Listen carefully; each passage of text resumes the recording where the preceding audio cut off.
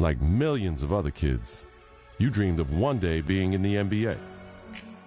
You wanted to be a star, and someday to rise above and become the greatest to ever play. You dreamed of being the one. But the road to stardom is never easy. There are obstacles, injuries, and disappointments. Adversity is universal. It can happen to anyone at any time. And one day, it happened to you. You went from being a guaranteed lottery pick to a kid who may never even play college ball again.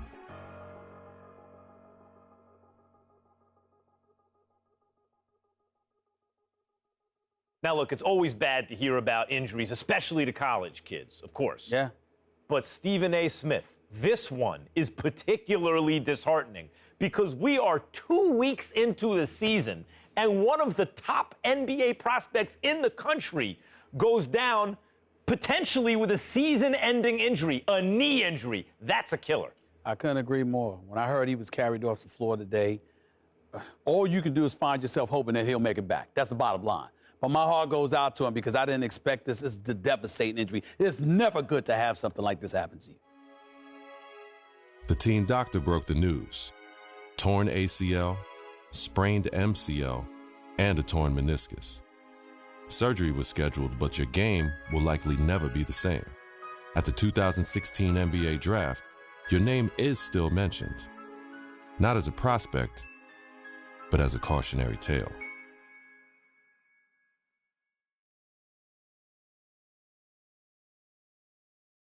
Now, there's another huge story in this year's draft. A record number of underclassmen, 30 of them, undrafted. And I hope, anyway, that this is a lesson, this serves as an example to college players. I'm not talking about the ones who are genuinely one and dones, the guys you know are going to be lottery picks. I mean the rest of them. They're not sure shots. You're not sure they're going to be lottery picks.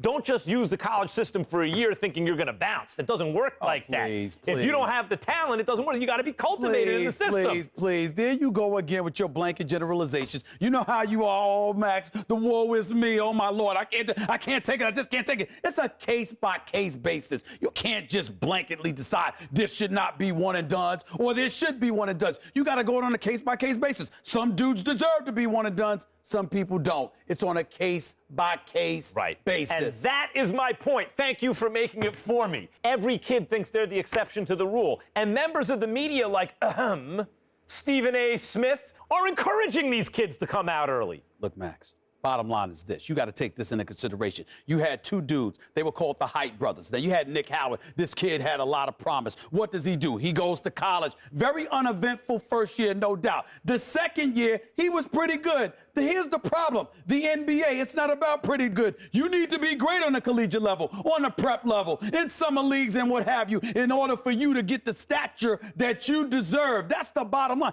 Pretty good ain't good enough to be that stud NBA. That's exactly my point.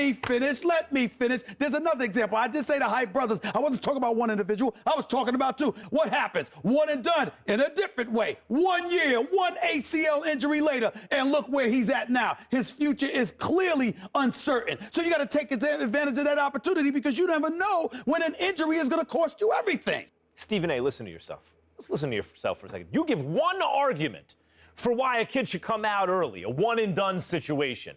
I can give you 30 arguments this morning alone why they should stay in school. And now you have to wonder what a kid like Nick Howard, who has given up his college eligibility, does next. What does he do next? First of all, don't sweat the technique. The argument, or one argument, as long as it's strong enough, that's all that matters. That's number one. Number two, the Height brothers was something special. What they really need to do. I'm going to tell you what they need to do, Max. They need to get back to playing together. My sources are telling me the ACL injury has been completely healed. So go on a pro-am circuit. Go in summer leagues. Do what you got to do to get back on the court together to remind everybody of what you once were. Because once you pull that off, the sky's the limit.